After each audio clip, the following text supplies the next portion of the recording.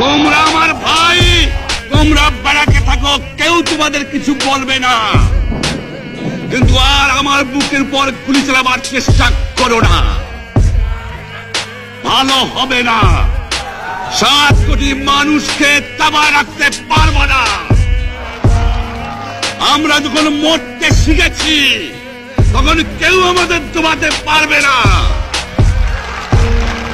যে পর্যন্ত আমার এই দেশের মুক্তি না হবে, খাজনা ট্যাক্স বন্ধ করে দেওয়া হলো, কেউ দেবে না।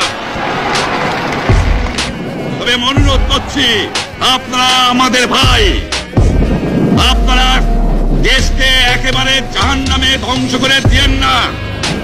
জীবনে আর কোনোদিন আপনাদের মুখ দেখা দেখি হবে না।